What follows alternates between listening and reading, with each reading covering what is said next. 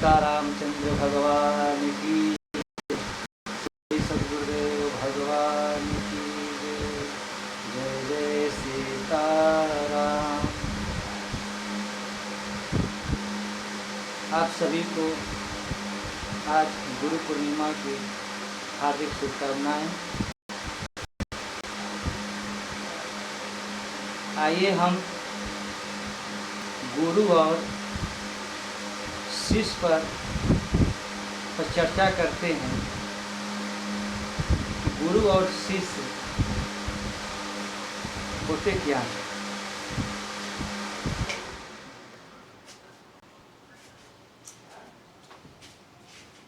गुरु को उपमा दिया गया है किसान की, और शिष्य का उपमा दिया गया है भूमि, जमीन।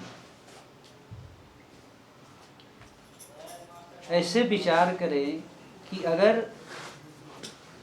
किसान बहुत तेज है, जानकारी है, समझदार हो,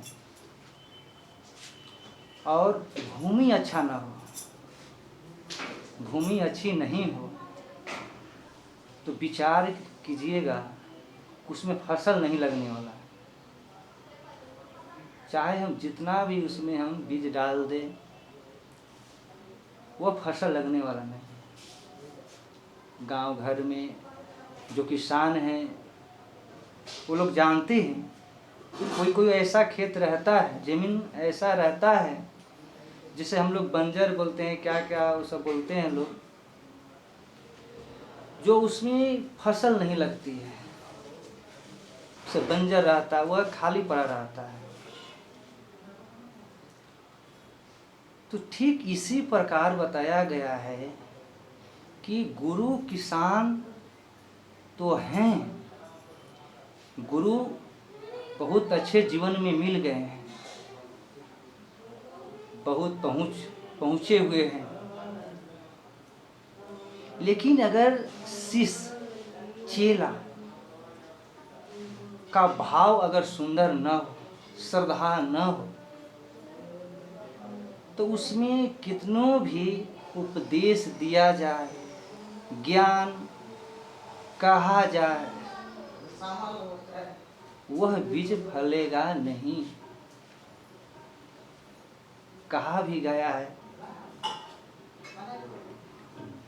कि कोयला को कितनों भी सामू लगा देने से उजला नहीं होता है, उसी प्रकार अज्ञानी व्यक्ति, ना समझदार व्यक्ति को हम उसको अगर ज्ञान का उपदेश दे रहे हैं, भक्ति का उपदेश दे रहे हैं, समझा रहे हैं, तो भैया उसमें कुछ लगने वाला नहीं, कुछ मिलने वाला नहीं है। तो कहने का मतलब है कि फसल तभी लगेगा कि किसान भी उत्तम हो और भूमि भी उत्तम हो, यानी गुरु भी उत्तम और शिष्य भी उत्तम होना चाहिए, श्रद्धावान होना चाहिए, भक्ति में उसका मन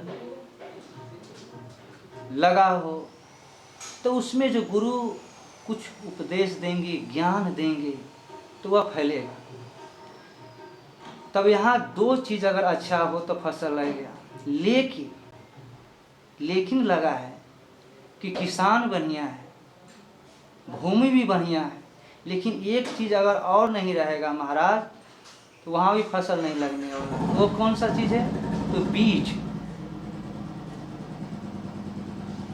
बीज की क्वालिटी अगर अच्छी नहीं, पता चले कि बीज में घुन लग गया, तो क्या फसल लगने वाला है? क्या नहीं लगेगा। तो घुन क्या है? बीज में वह घुन क्या है? तो यह बीज ही मंत्र है। अगर गुरु के मन में शिष्य के प्रति किसी को मंत्र हम दे रहे हैं, और गुरु के अगर मन में अगर यह भावना हो कि यह चेला बहुत धनवान है,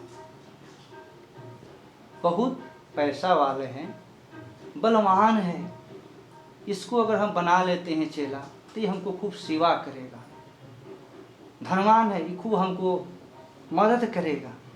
अगर गुरु के प्रति अगर यह भाव अगर हो तो समझे कि गुरु के मंत्र में यह गुण लगा हुआ है, यह फसल लगने वाला नहीं है, ऐसे समझिए।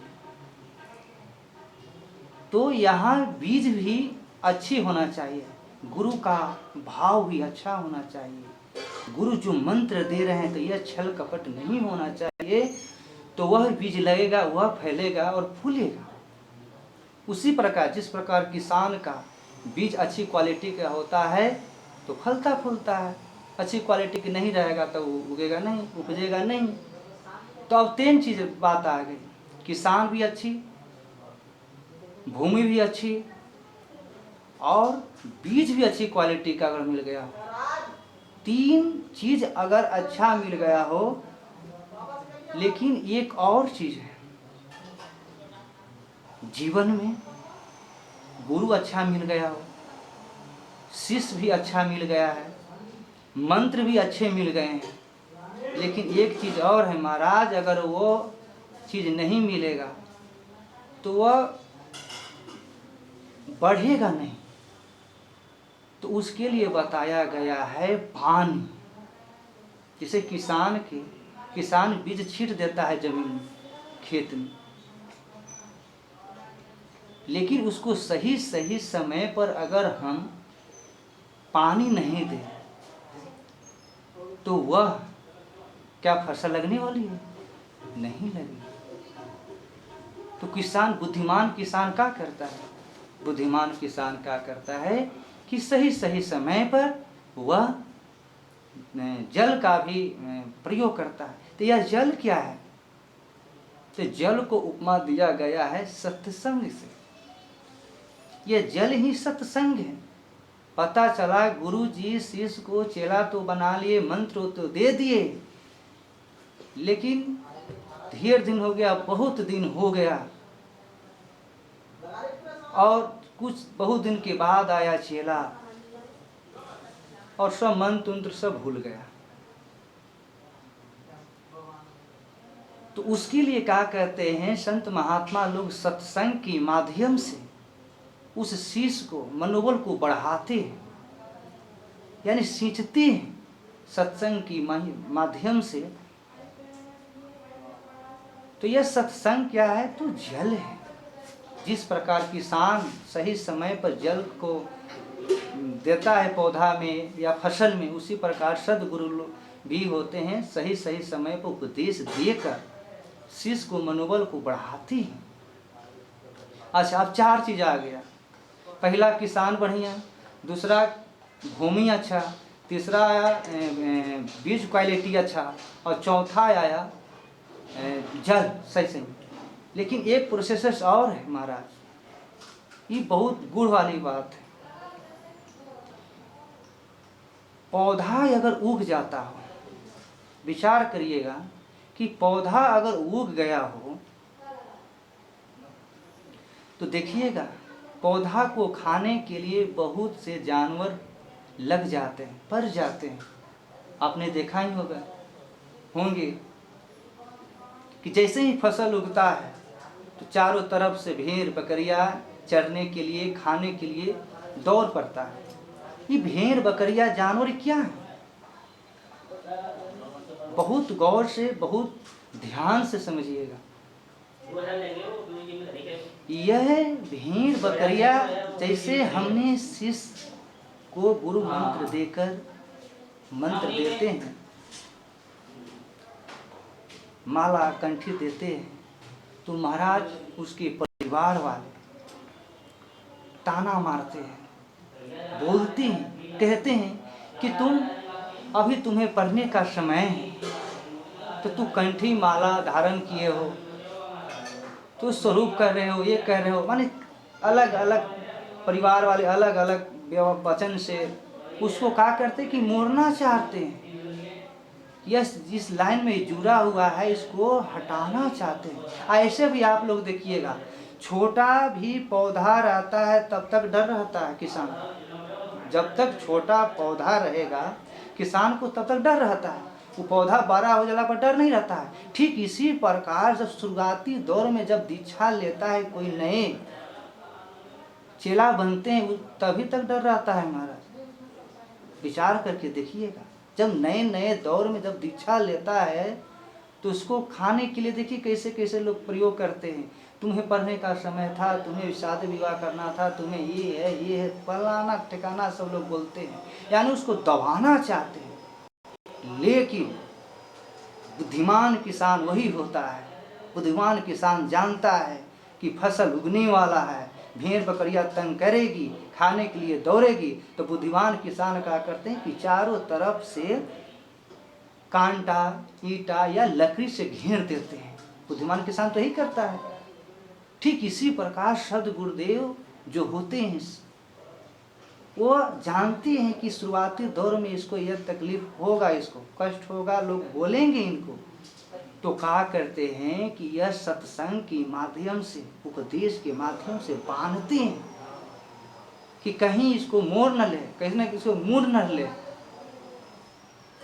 वही शिष्य जब बड़ा हो जाता है ज्ञान की, जब ज्ञान से जब परिपक्व हो जाता है, जब सियाना हो जाता है महाराज, तो क्या उसको कोई समझाता है कि तुम शिष्य बन गए, ये है ये हो, साधु बन गया है, मंत्र जाप करते? कोई नहीं बोलता है।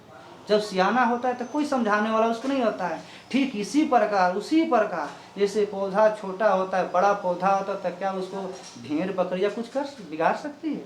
कोई नहीं कुछ बिगाड़ सकता है, उसको हाथी भी नहीं बिगाड़ सकता है, उसको हाथी भी नहीं बिगाड़ सकता है। उसी प्रकार हम लोग के भी जब शुरुआती दौर में जब हम लोग दीक्षा लेके आते हैं तभी दिक्कत रहता है, इसे हड़बड़ाना नहीं चाहिए। वही जब सियाना पौधा जाता है महाराज, तो उसके आड़ में, उसके नीचे, उसके छांव में हजारों लोग ठंडा का अनुभव लेते हैं, आराम करते हैं, छांव में बैठती हैं। होता है कि नहीं होता है? जब पौधा छोटा रहता है तो कोई नहीं रहता है। जब वही पौधा बरगद का पेड़, पीपल का पेड़ बन जाता है तो राहगीर उसी रास्ते से जाते हैं तो जाकर बैठती हैं, और बैठ कर छांव का आनंद लेते हैं, शीतल का अनुभव करते हैं। ठीक इसी प्रकार जब शुरुआती दौर में वही शिष्य जब बड़ा हो जाता है, विद्वान हो जाता है, ज्ञानी हो जाता है, तो उसके पीछे पीछे हजारों लोग उसके सानिध्य में बैठकर कथा का, सत्संग का वह आनंद लेते हैं। वह कथा जो शीतल करता है सारे संसार लोगों से सानिध्य में आकर। इसलिए शुरुआती दौर में ही दिक्कत रहती है, जब सियाना हो जाता है नहीं दिक्कत रहता है। यही है गुरु और शिष्य का संबंध। लेकिन आजकल महाराज संसार में क्या बताया जाए, संत महात्मा लोग बोलते हैं कि बच्चे लोग क्या सभी लोग माना करते हैं कि महाराज मांसाहारी बंद करो, मांसाहारी मत खाओ, लेकिन हम लोग ध्यान नहीं देते हैं।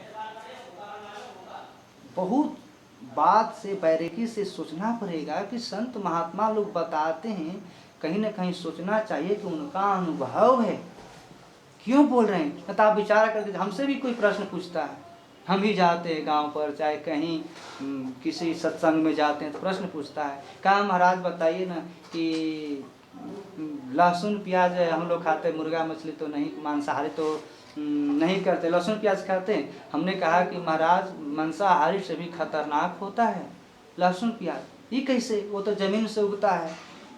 हम कह ले कि नहीं, खतरनाक है। इसलिए खतरनाक है ना, तो आप विचार करके देखिए कि लहसुन प्याज का तामसी भोजन बताया गया है महाराज।